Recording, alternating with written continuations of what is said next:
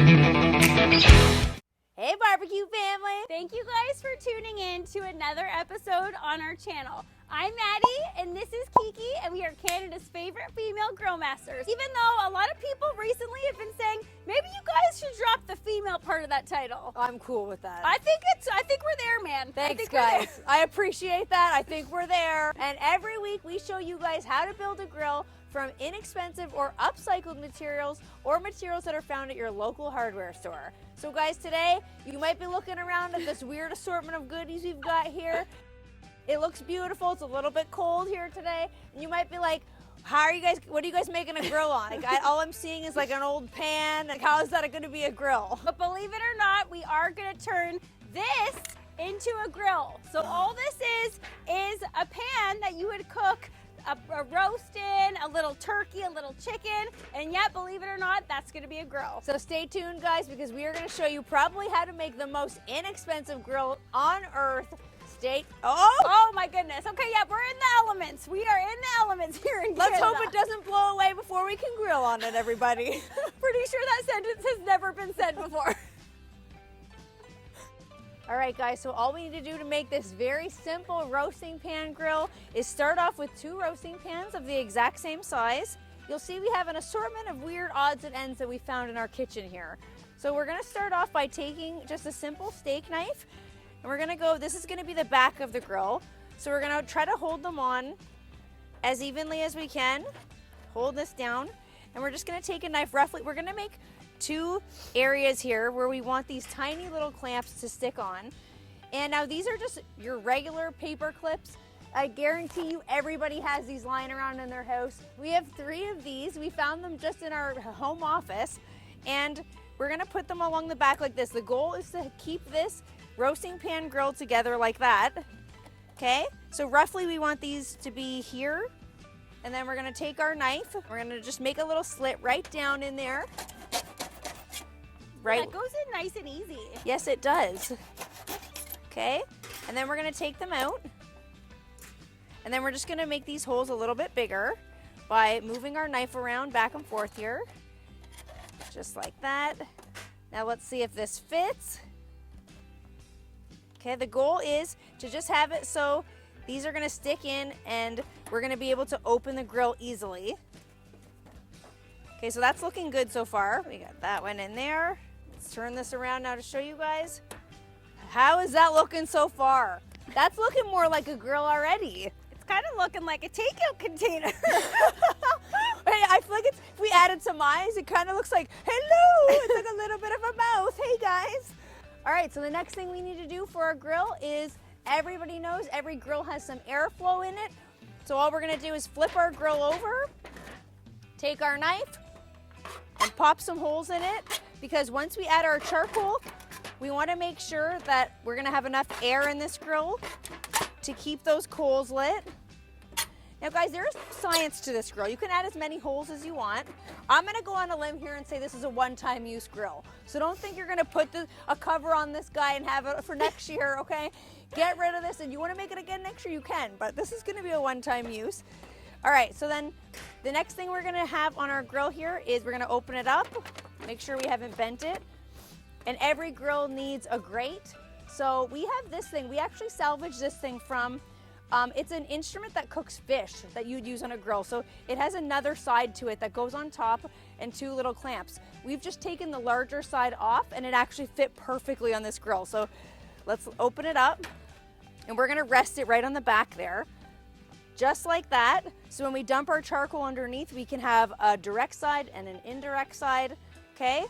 So we're gonna close that up.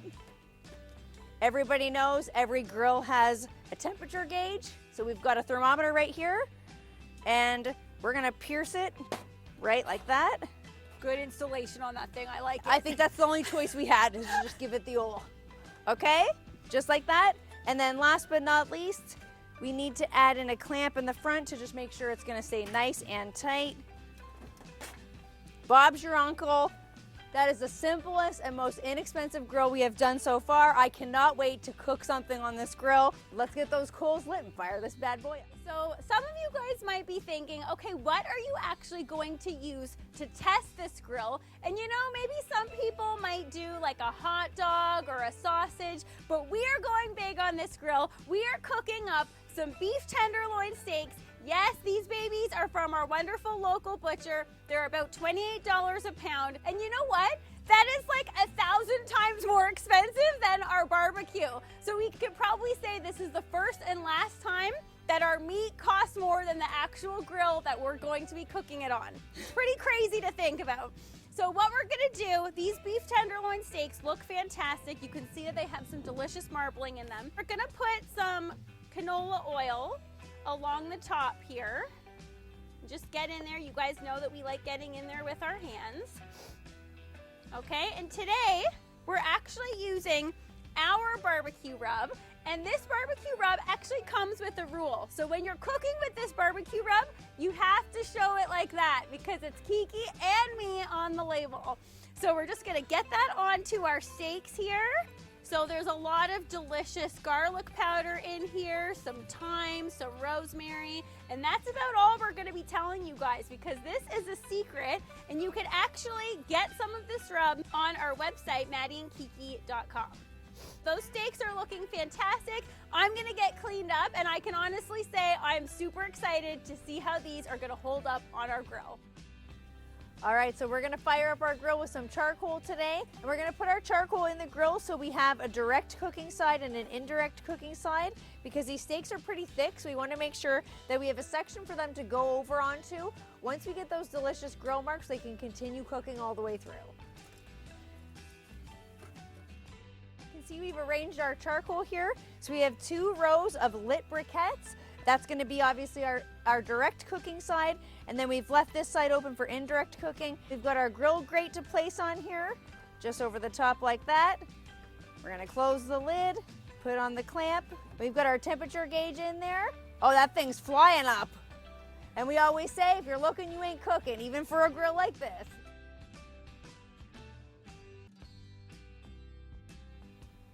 All right, just like every barbecue experience, it is extremely important to make sure that that grill is properly preheated.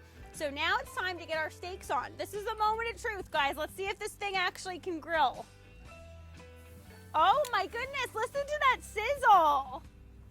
Okay, so let's put our handle there so it's secured down there. Let's put our thermometer back into an angle. And now we also just wanted to talk to you guys a little bit about what we have going on along the bottom here. So we have 5 bricks here. So we just stacked them up like so.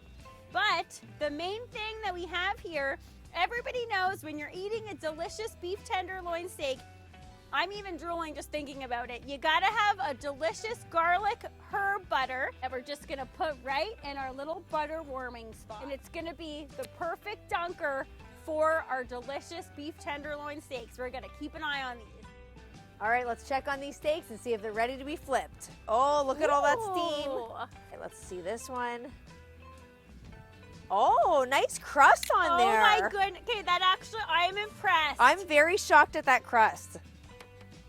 Oh yes, oh look at that nice sizzle. Wow, that is impressive. Seriously, that looks fantastic. All right, let's shut this and continue to cook these steaks. All right, guys, so we're gonna keep it real with you. Our butter warming station is a no-go. It's not working. The heat isn't enough from the bottom to warm this butter, so we're gonna take it out from the bottom and we're just gonna put it right over the top and see if we can warm it that way. All right, let's check on our steak. Ooh, look at the butter. Ooh, that's looking really good. They're ready to come off and go for a little rest, which won't take long because it is chilly out here.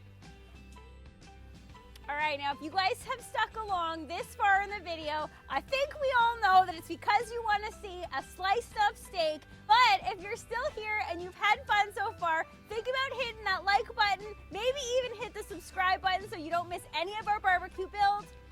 Now let's break down the cost of this roasting pan grill. We used 2 11.8-inch by 9.4-inch roasting pans for the shell of this grill, and we found these on sale for $2 for both of them. We used 2 binder clips for the hinges of the grill and 1 to keep it shut. These were free since we just found them hanging around in our home office. We used one meat thermometer for our temperature gauge that we already had, so that was free too. For the grill grate, we used a part we salvaged from an old fish grilling tool that made it absolutely free as well. The grand total for this humble little unit only ran us $2. This isn't obviously a grill you could reuse many times, but it was a fun experiment and we were so surprised with the results. It all comes down to this. How's an expensive steak gonna taste that's made on this piece of recycled materials? Okay, well, it's not really recycled. That was a fresh tin. It's not a used tin. That's so gross. It really does look like a takeout container. Who would guess that this could come from that? I'm excited to try this because, as you guys know, in order to see if something can actually properly grill, you gotta do the taste test. Of course. And guys, if you could just smell what it smells like around here right now, we're getting that delicious garlic butter. If anybody was around right now to smell these incredible smells, they would never believe that we're cooking on this thing. Yeah, it is a pretty crazy sight, but you know what? We like to have fun here in Canada. Wintertime doesn't mean that we put the grills away, even grills that look like this. All right, so let's get off this garlic butter. It's smelling incredible. It's super sizzly. Ooh, Look at that. Oh my goodness, that is really sizzling. Okay, so let's get that off to the side here, honey. I cannot wait to make you a bite. Yeah. I don't know if I have been more excited to make you a bite. I gotta be honest, honey. You make me that bite, do not forget the garlic butter. All right. I really could make my own bite, but like I've said many times before, it really tastes better when someone is feeding it to you. I wonder if this is gonna taste so good it makes her feel like dancing today. I wonder. Okay, here we go. Winding it up. Oh my. How is that? I gotta put this down. Okay, no. I gotta put this down. How is that? Guys, I just want to drink the garlic butter. if someone told me this steak came from that and I wasn't here to witness it, I never, ever would have believed it. The steak is so tender. It's perfectly cooked. You get that charcoal flavor, obviously. That is screaming out deliciousness. I have to say, I'm really shocked that this came from that. Me too. Honestly, I wouldn't have believed it. If we didn't make it, I wouldn't have believed No, it. honestly, guys, I did not have high hopes for this one. I was like, we'll see. Are we going to get a good sear? Is it going to ruin these amazing steaks? Perfectly medium rare, perfect sear, perfect garlic butter. They look super juicy still, because I was like, part of me was like, is it going to have an effect on how the steak is cooked? Never would have believed it. Give this one a whirl. I'm in shock. This has been one of our most fun grills so far. I literally say that every week, but it's true. From the setup to actually testing it to the taste, it is fantastic. This one was just essentially for our own amusement. It is. They all are, really. And on that note, honey, it's surprising that it does taste so good that it makes me